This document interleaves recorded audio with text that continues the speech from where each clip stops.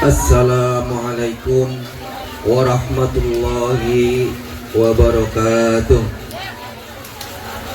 Waduh, ayahnya sudah pada lemes ini Bu. Udah pengen udahan apa? Lapar. Sekali lagi mohon dijawab salamnya dengan sempurna, karena memberi salam itu sunnah dan menjawab hukumnya wajib. Assalamualaikum warahmatullahi wabarakatuh. Alhamdulillah, alhamdulillahilladzi an'ama alaina bini'matil imani wal islam. Ashhadu an la ilaha illallah wa ashhadu anna Muhammadan abduhu wa rasuluh.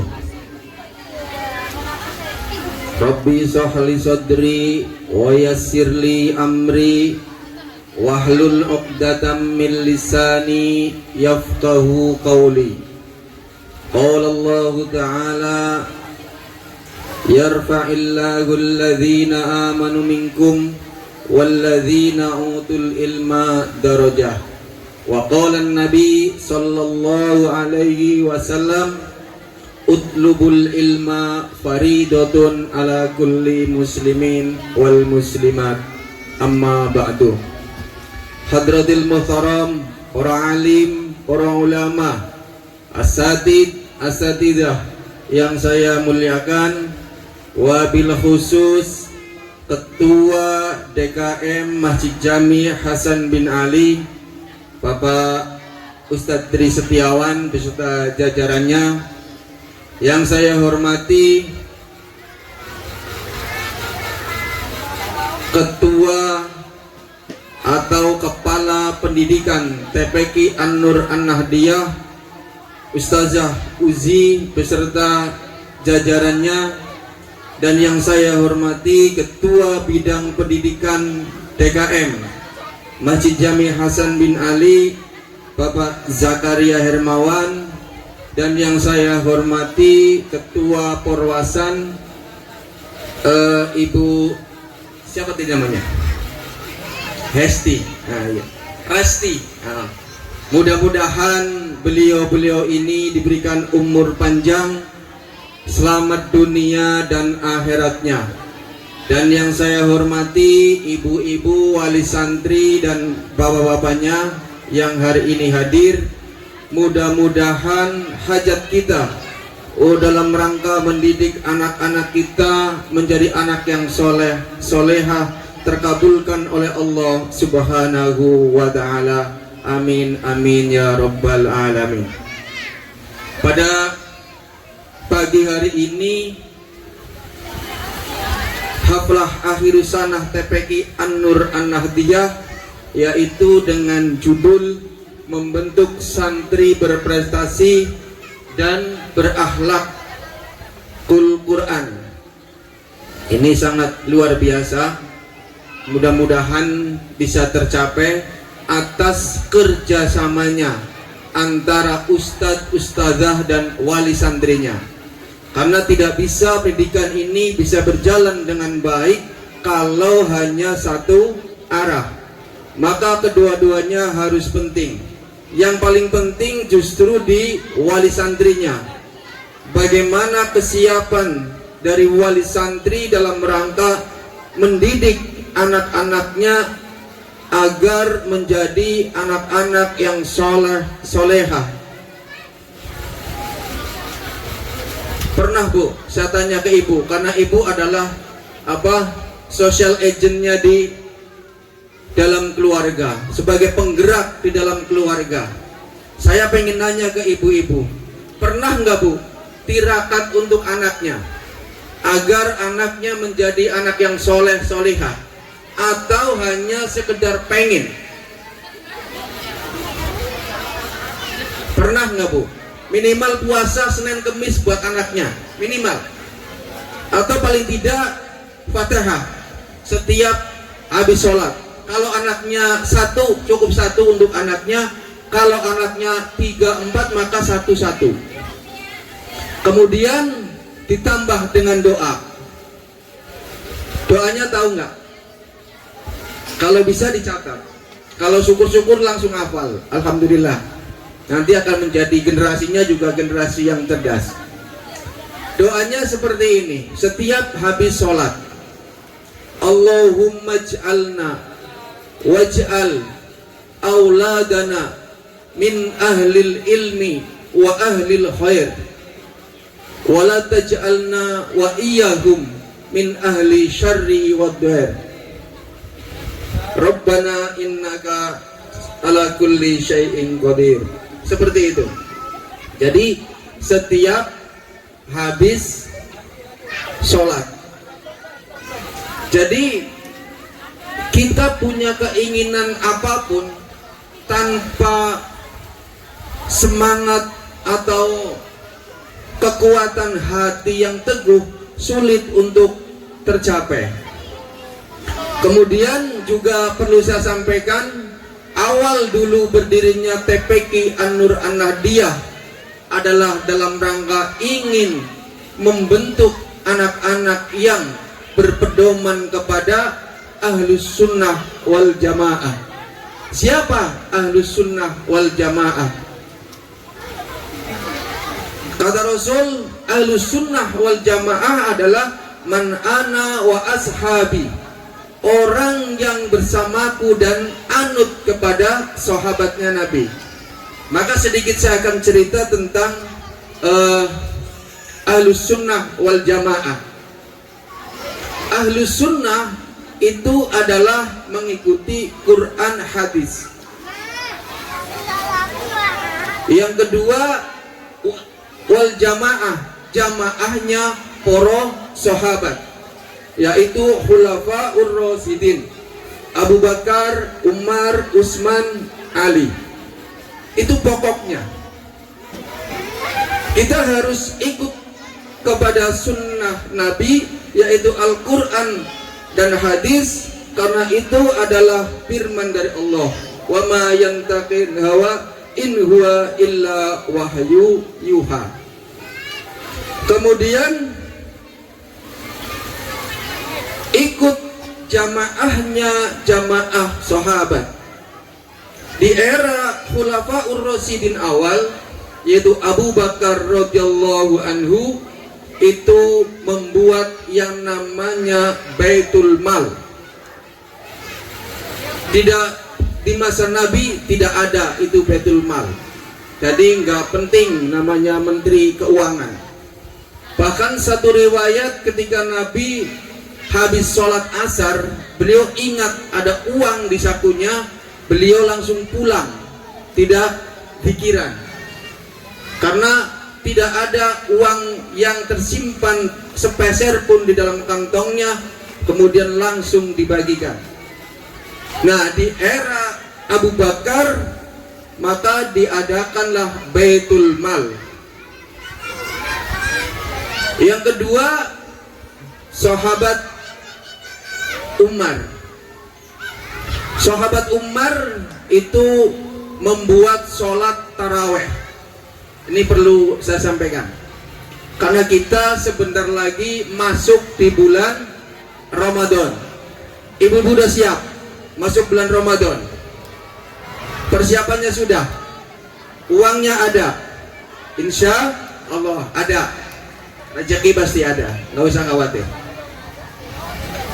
Sholat taraweh itu pertama ada dilakukan atau dilaksanakan di eranya Sayyidina Umar radhiyallahu anhu. Di zaman Nabi adanya Qiyamul Ramadan. Jadi kalau Qiyamul Ramadan itu 2 rakaat juga nggak boleh, karena Qiyamul Ramadan. Kalau Qiyamul Ramadan itu bisa dilaksanakan setelah sholat Isya, kemudian sholat niat Qiyamul Ramadan 2 rakaat selesai, nggak apa-apa, dapat pahalanya. Nah, kalau Qiyamul Lail itu min nisfil lail, jadi separuh dari malam, itu sholat malam.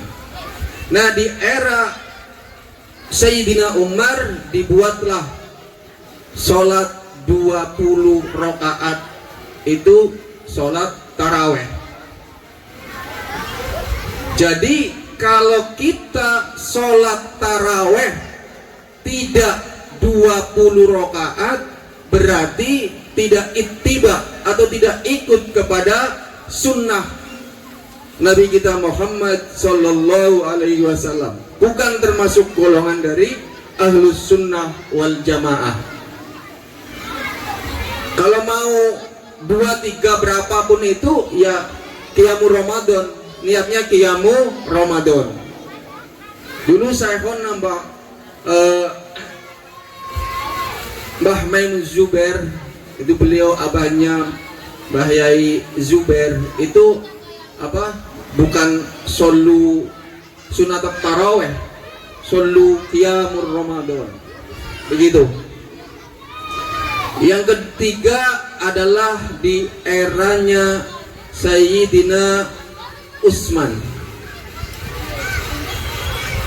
Di eranya Sayyidina Utsman itu dibuatlah apa namanya, azan Jumat 2 kali. Jadi kalau bapak-bapak yang Jumat azannya 2 kali itu ikut Ahlus Sunnah wal Jamaah yang diajarkan oleh Sayyidina Utsman.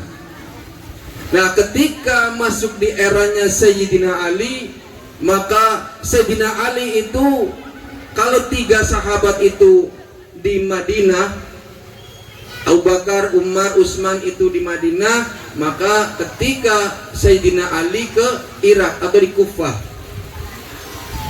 Tapi tetap karena wal jamaah itu 4, meskipun tidak bersamaan di dalam perjuangannya. Tapi beliau adalah Sayyidina Ali masuk ke Kufah, kemudian dari situlah lahir yang namanya ilmu nahwu. Ilmu nahwu dari Iran, bukan dari Mekah, bukan dari Arab. Pengarangnya Imam Sibaweh, yang hari ini turun temurun kepada kita semua lewat guru-guru kita dari pesantren-pesantren sampai insya Allah ke perumahan Pondok Indah Gempol. Kalau mau belajar, itu syarat utamanya. Ya. Terus yang kedua, ada enggak dari sekian wali santri, ada berapa Ustadz santrinya sekarang? 120, alhamdulillah, luar biasa. Kita doakan menjadi anak-anak yang soleh, solehah. Ada enggak dari ibu-ibu yang punya niatan anaknya setelah dari TPQ ini masuk ke pesantren? Ada? Alhamdulillah, sudah tahu pesantrennya. Ada beberapa kriteria tentang pesantren yang Ahlus Sunnah wal Jamaah, biar kita tidak tersesat. Nanti ada Khawarij, ada Syiah, ada macam-macam. Ini jangan sampai. Ada beberapa pesantren yang terdekat, misalnya di sini ada di Cibogo, ada juga Kiai Mas Duki. Kalau kita mau ke Cirebon, ada di Kempek yang Mbah Akil Kempek, pondok pesantren Pas namanya, banyak di situ. Ada yang di Buntet, ada juga mau ke Pekalongan, ada yang mau ke Jawa Timur, banyak di situ. Kalau sentranya ilmu itu di Kediri.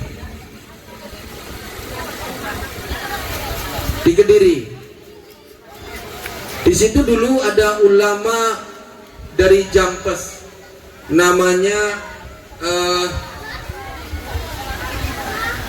siapa namanya? Ihsan Jampes. itu karyanya hari ini dipakai di Al-Azhar, Kairo, Mesir. Karangan kitabnya itu ulama lokal. Jadi banyak ulama-ulama Indonesia yang kemudian mendunia. Bukan ulama-ulama dunia saja yang masuk ke kita, tapi dari kita juga banyak ulama-ulama yang top, seperti Syekh Khalil Bangkalan, kemudian gurunya Syekh Nawawi Al-Bantani, terus Syekh Khotib Al-Minangkabau, terus ke Hashim Asy'ari, banyak sekali. Dan kita alhamdulillah masuk ke dalam gerbong Nahdlatul Ulama yang didirikan oleh Hadratus Syekh Kiai Hashim Asy'ari. Al-Fatihah. Alhamdulillahirabbil alamin arrahmanir rahim maliki yaumiddin. Iyyaka na'budu wa iyyaka nasta'in ihdinas siratal mustaqim siratal ladzina an'amta 'alaihim ghairil maghdubi 'alaihim waladdallin. Mudah-mudahan kita mendapatkan berkah dari beliau. Saya lanjutkan tentang pesantren. Ada Lirboyo, ada Ploso, ada yang hari ini tahadis bilikmah, bukan dalam rangka pamer ya, artinya memang hanya informasi saja, barangkali ada yang mau ikutan. Itu di Jepara. Anak saya hari ini di Jepara itu dengan metode Amsilati, belajar baca kitab cepat. Kalau anak kita kemampuannya lumayan, 6 bulan sudah bisa baca kitab kuning. Jadi 6 bulan wisuda, 6 bulan wisuda, seperti itu. Dan ini haflah akhir sana nanti pas sebelum bulan Ramadan, haflah akhir sana. Dan fasilitasnya cukup baik, alhamdulillah. Ada mes untuk kita wali santri ketika kita ingin nyambangin ke sana. Ada yang gratis, ada yang bayar. Yang bayar waktu itu 250 semalam. Dapat kopi, dapat makan, ada spring bednya, ada itunya. Yang gratis itu ya ada spring bednya, kasur lantai, kemudian juga areanya luas, ditambah juga ada makan dan segala macamnya. Cuman nggak pakai AC. Ada di situ. Kemudian kalau kita ingin berkeliling dari pesantrennya, itu ada kendaraan yang kecil khusus untuk wali santrinya, pengen muter area pesantren begitu.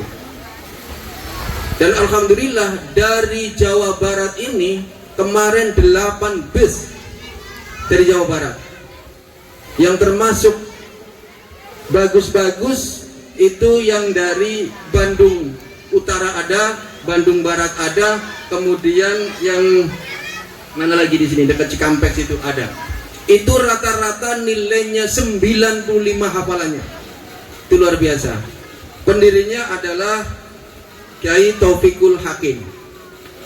Ya, itu kalau mau di situ. Biayanya berapa? Nah, nanti kita share. Kalau biaya. Nanti ada yang misalnya soalnya kan dari MI sampai dengan Mahad Ali di situ. Nanti misalnya kalau anak kita mau masuknya dari SD, berarti masuk ke Sanawiyah. Nah nanti di situ ada fun-funnya banyak. Ada fun keilmuan setelah belajar Amsilati, ada tasawuf, ada nanti ngambil jalur khusus, takhusus seperti itu. Ada beberapa kitab-kitab yang dihafal, termasuk di takhusus itu menghafal seteronya hafalan kitab Fathul Mu'in. Ini luar biasa. Saya aja yang tua sudah puyeng, nggak sanggup kalau untuk hafalan, baca aja masih gelepotan seperti itu. Jadi intinya adalah kita tetap bernaung di dalam madhab Ahlus Sunnah wal Jamaah An-Nahdiyah, meskipun kita awam secara ilmu agama. Kita ikut gerbongnya para ulama. Ini yang penting. Tujuan utamanya mengadakan pendidikan TPQ An-Nur An-Nahdiyah bukan lain hanya Itu saja. Terus sekarang terkendala dengan pembangunan, ya, pembangunan sarana pendidikan. Ini menjadi tanggung jawab kita bersama. Tadi saya sudah sampaikan, kalau kita ingin mendidik anak kita dengan baik dan benar, maka sarana prasarana juga harus baik dan mendukung. Siapa yang harus bertanggung jawab? Kita. Karena kata Rasul, ad-dunya mal'unun mal'unatun ma fiha illa aliman au muta'alliman wa man walahu. Bahwa dunia dan seisinya ini itu dilaknat oleh Allah Subhanahu wa ta'ala. Di situ ada pengecualian. Kecuali orang yang alim, kemudian mengajarkannya, kemudian orang yang ikut menopang di dalam pendidikan. Kalau kita tidak alim, kalau kita tidak mampu mengajar, paling tidak kita menopang pendidikannya dengan cara berinfak untuk pembangunan sarana prasarana pendidikan agama, karena itu yang akan dibawa mati. Jadi harapannya nanti, tadi saya sudah bisik-bisik dengan ketua DKM sebagai penyelenggara, maka insya Allah setelah Lebaran akan ada rapat, kemudian akan rapat gabungan dengan kepengurusan RT RW, kemudian akan mulai pembangunan. Dan harapannya ibu-ibu semua, khususnya warga muslim muslimat, untuk ikut serta bahu-membahu di dalam rangka terwujudnya pendidikan TPQ An-Nur An-Nahdiyah dan PAUDku An-Nur An-Nahdiyah. Untuk siapa? Untuk kita semua. Karena ini soal tanggung jawab ilmu sebenarnya. Kalau dibilang malas ustadz-ustadzah, ya malas. Malas ya? Malas. Karena di rumah juga sibuk emak-emak, ngurusin anaknya, gak kelar-kelar, bapaknya juga macam-macam. Tetapi karena ilmu yang harus disampaikan, kewajiban ilmu untuk disampaikan ke khalayak, maka berat tidak berat, malas tidak malas, harus disampaikan. Seperti itu. Dan mudah-mudahan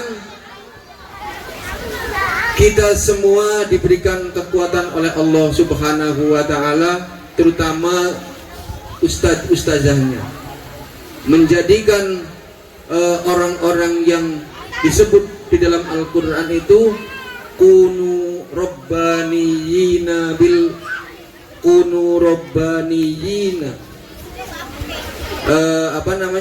jadilah orang-orang yang mendekatkan diri kepada Allah, kemudian mengajarkan ilmu.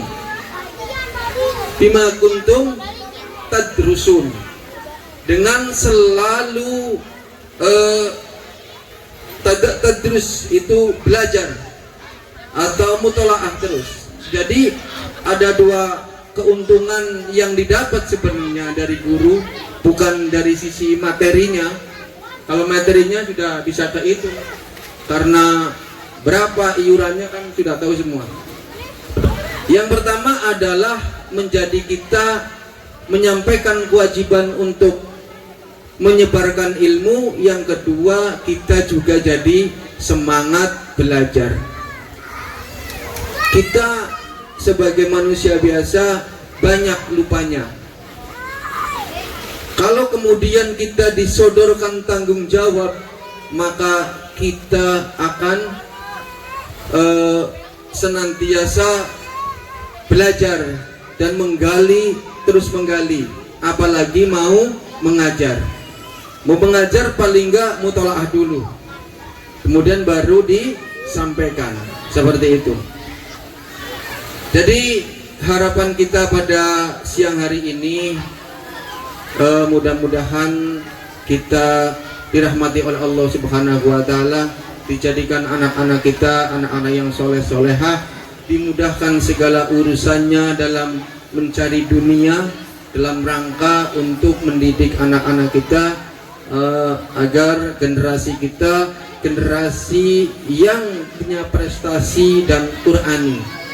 Tadi kita lihat juga pentasnya sudah bagus, dari awal sampai akhir ada beberapa peningkatan. Kalau kita lihat kelas 1-nya seperti itu, kelas 2-nya seperti itu, kelas 3-nya begitu. Jadi sudah ada perbaikan. Karena begitulah cara menuntut ilmu, tidak bisa sekaligus langsung pintar, jadi ada prosesnya. Maka waktunya harus lama. Dan maka tadi di awal sampaikan bahwa kewajiban kita menuntut ilmu itu dari apa? Bapak-bapak dan ibunya.